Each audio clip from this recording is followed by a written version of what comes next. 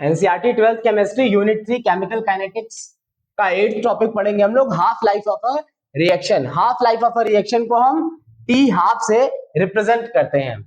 T half क्या होता है? Half life of a reaction, time in which the concentration of a reactant is reduced to its half value. कहने का क्या मतलब है कि अगर रिएक्टेंट का कंसेंट्रेशन 1 यूनिट है तो वो टाइम जिसमें रिएक्शन के बाद रिएक्टेंट का कंसेंट्रेशन 1/2 हो जाएगा, उसी को half life of that reaction कहते हैं। फॉर एग्जांपल एक जनरल रिएक्शन लेते हैं हम, R गिव्स P। ठीक है, ये हमारा एक जनरल रिएक्शन है, R गिव्स P। यहाँ रिएक्टेंट है हमारा R। इनिशियली क्या है, जब time t is equal to 0 है तो R का कंसेंट्रेशन कितना है? R0। जब time t is equal to t half हो गया, मतलब हाफ लाइफ के बराबर टाइम हो गया, तो कंसेंट्रेशन क्या हो जाएगा?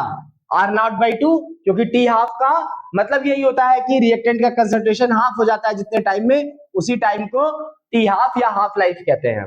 ठीक है, तो t बराबर t हाफ पे R0 या R की वैल्यू कितनी हो गई? R0/2।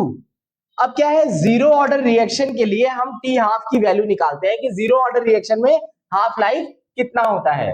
तो जीरो ऑर्डर में k इक्वल्स टू क्या होता है? Rate constant, k equals to R0 minus R upon T।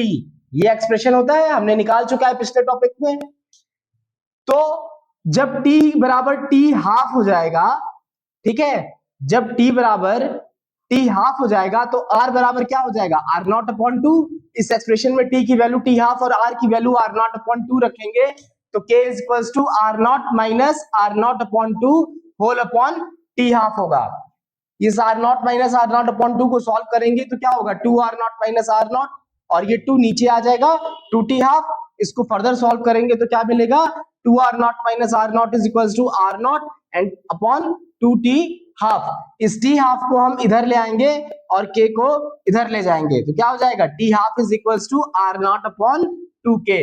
तो ये हमें जीरो ऑर्डर रिएक्शन के लिए हाफ लाइफ का एक्सप्रेशन मिला। क्या? t half is equals to R0 upon 2k। तो हम जीरो ऑर्डर रिएक्शन में देख सकते हैं कि जो t हाफ है वो इनिशियल कंसेंट्रेशन ऑफ रिएक्टेंट पे डिपेंड कर रहा है और रेट कांस्टेंट k पे डिपेंड कर रहा है।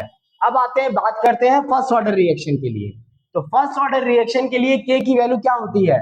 k is equals to 2.303 upon t log R0 upon R। ये हम पिछले लेक्चर्स में निकाल चुके हैं फर्स्ट ऑर्डर रिएक्शन के लिए रेट कांस्टेंट k की वैल्यू। अब क्या है, t की वैल्यू क्या रख देंगे? t half. r की वैल्यू क्या रख देंगे? R0 upon 2।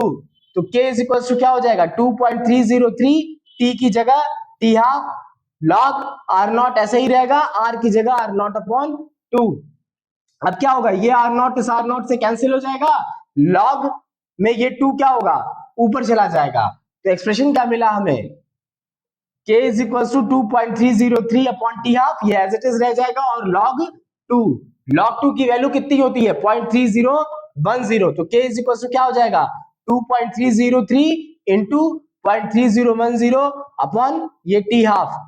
इसका मल्टीप्लीकेशन करेंगे तो कितना आएगा? 0.693, और ये T half as it is रहेगा। तो टी हाफ को इधर ले आएंगे और के को इधर ले जाएंगे, तो T half is equal to क्या हो गया? 0.693 अपॉन के। तो हमें ये पता चला कि फर्स्ट ऑर्डर रिएक्शन का जो हाफ लाइफ है वो सिर्फ और सिर्फ उसके रेट कांस्टेंट पे डिपेंड करता है, जबकि जीरो ऑर्डर में हमने देखा कि जो टी हाफ है, हाफ लाइफ है, वो रेट कांस्टेंट के और रिएक्टेंट के इनिशियल कंसेंट्रेशन दोनों पे डिपेंड करता है।